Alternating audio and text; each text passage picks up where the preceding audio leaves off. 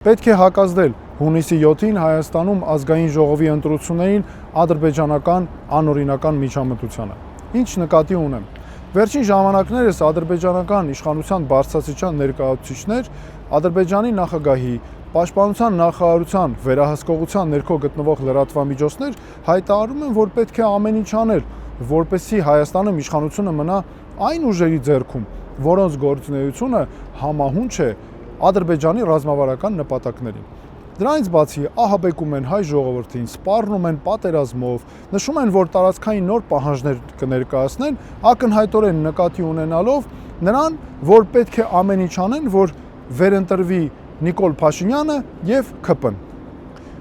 Եվ քանի որ Եվրոպական միությունը հայտարարել է, որ ունի գործիքակազմ արտաքին միջամտությունների դեմ պայքարում, մասնավորապես նաև պայքարելու է Ռուսաստանի կողմից Հայաստանի ընտրություններին միջամտության դեմ, նամակով Եվրոպական միության պատվիրակության ղեկավարին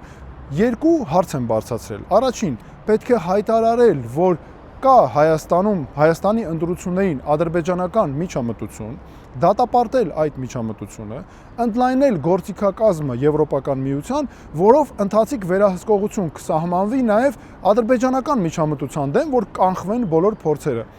Եթե պայքար ենք տանում ընտրություններին արտաքին միջամտության դեմ, ապա այդ մոտեցումը պետք է լինի հավասար եւ տարածվի բոլոր երկրների վրա ու բոլոր այն դեպքերի վրա, երբ կա այդպիսի միջամտություն։